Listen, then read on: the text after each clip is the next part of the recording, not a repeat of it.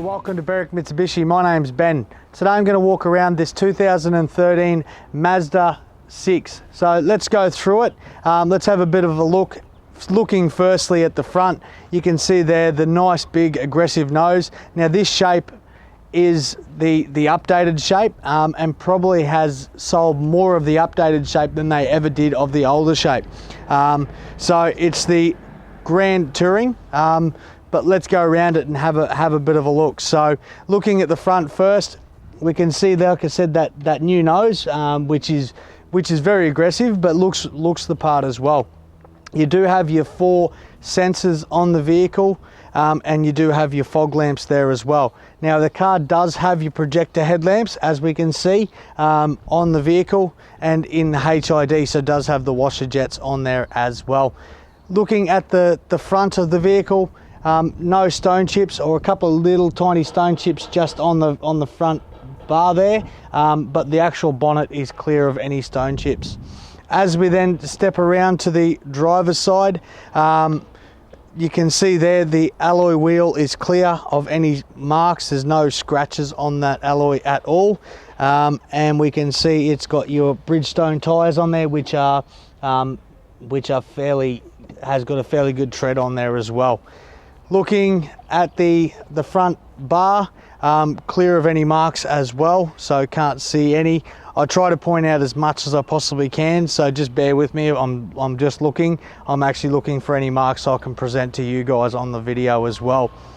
Your color-coded mirror, your side mirror, integrated into the side there. You actually do have an indicator in there as well, so people can see that you are turning. So safety for you in the car, but safety for other road users as well. The one thing I will point out is the proximity key with these, which is very, very handy. So the keys are in my pocket. Press that button. You can hear there it beeps once. That you know it then is locked. Okay. Simply pressing that twice, you'll hear it beep twice. You know then that the car is unlocked. So very, very handy, especially if you're in the shopping centre car park and you've got all your groceries, you're walking back out and you don't want to go searching for the key. It's simply a matter of pressing the button, locks it, press it, it'll unlock it and opens and gets you into the vehicle. As we then look, so as you can see, it's the wagon, so heaps of boot space that will go through in the back as well. But you can see there the doors really do open up very well and allows the occupant more access into the back of the car. That is the new part of the new shape, which is very, very handy as well. Looking at the back wheel, again, no marks on that wheel, no gutter rash, which you normally expect, but there's nothing on there, and the tyres are fairly good as well, so look, very good tread on that one. Walking around to the back, so the Mazda 6, we can see there the proximity sensors on there as well. So we do have 4. You've got 1 there, you've got 2 either side of the tow bar, and then you've got 1 over here on the outer edge as well. The car does have the tow bar on there as well, but doesn't look like it's done much towing, so it doesn't look like it's done any hard physical labour.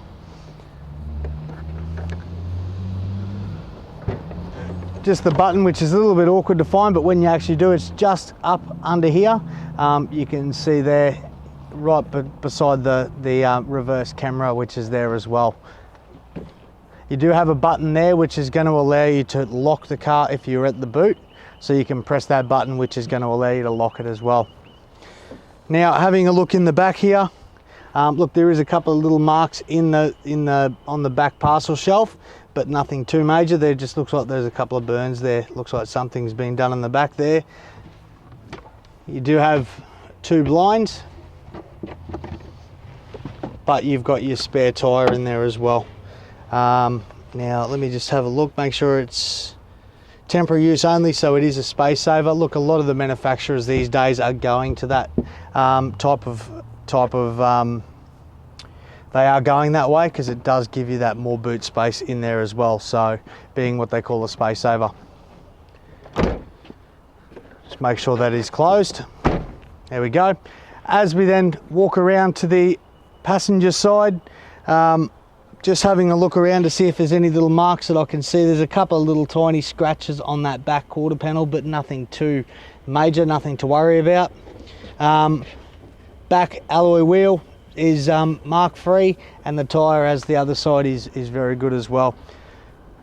The one thing I do like about this car is it does have your roof rails already set up on the car, being the Grand Touring, and that nice chrome strip right around the windows really stand out as well, especially with this grey. It does look the part. As we then walk down to the passenger side, the two doors, let's just see if we can see any marks on it. Looks fairly clean, clear of marks. No scratches on there at all that I can see either. And last but not least, the front alloy wheel. Again, like the others, no marks or scratches on there, and the tyres are fairly good as well. The other one thing I do like to point out is, if we just have a look, you can see the car does come with a sunroof. It does have the sunroof in there as well, which is a part of the Grand Touring, which just adds to the Mazda feel. Now to under the bonnet, so the workhorse of this Mazda. Now, this is a 4-cylinder 2.2 litre turbo diesel. Look, it puts out 129 kilowatts, but the biggest part about it is its torque. Now, it's 420 Newton meters of torque, so that's huge for a car of this size. For a car to be putting out 420 Newton meters of torque, and diesel, they are a torquey engine. That's exactly what this is for.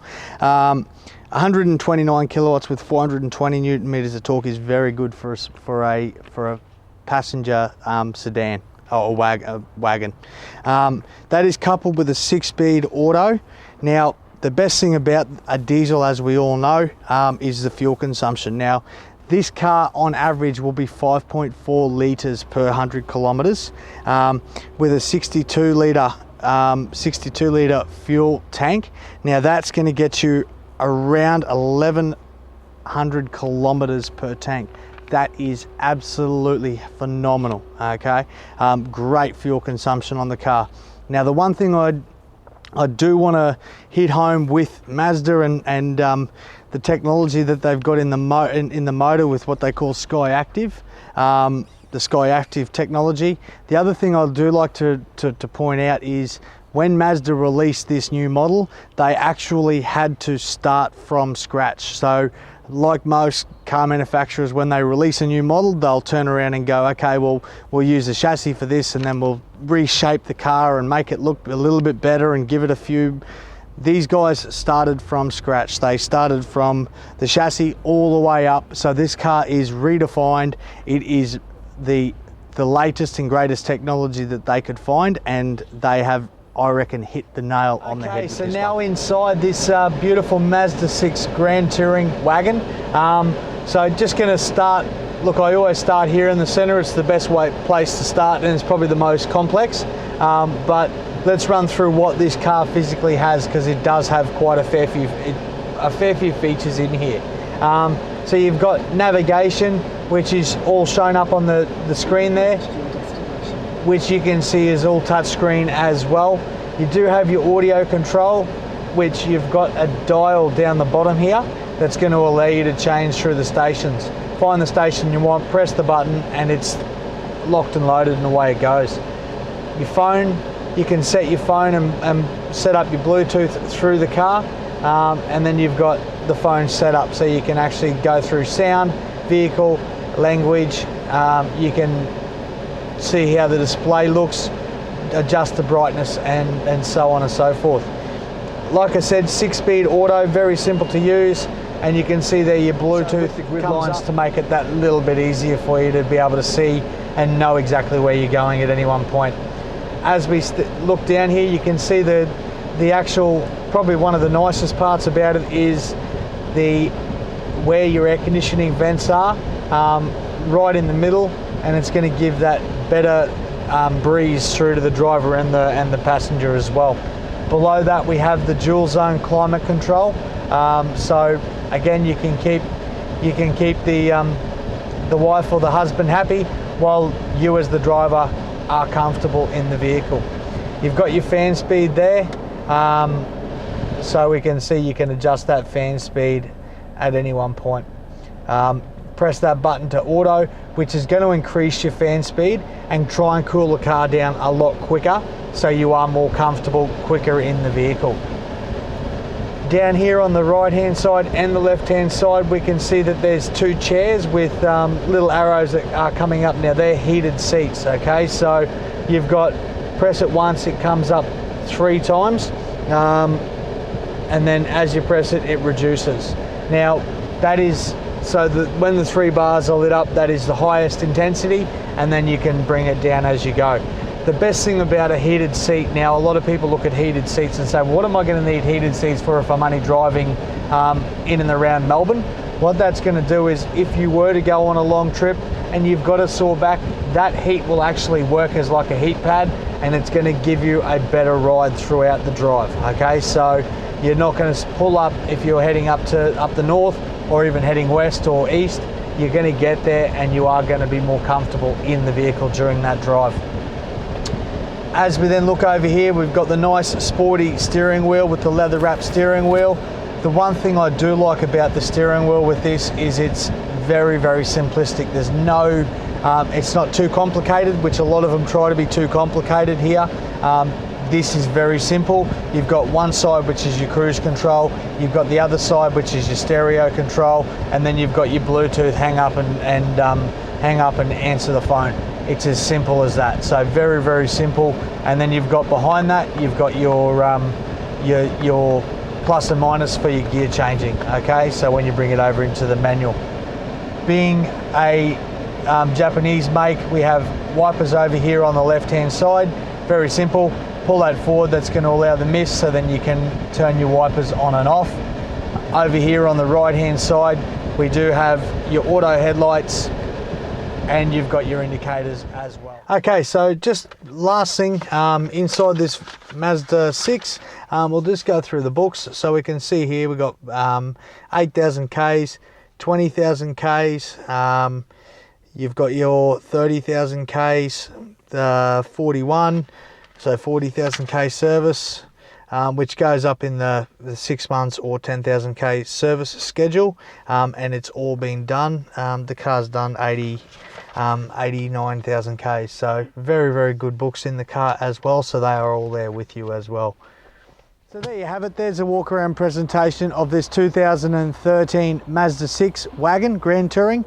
For any questions or a test drive, phone us here at Berwick Mitsubishi on 99070 555. Thank you for watching.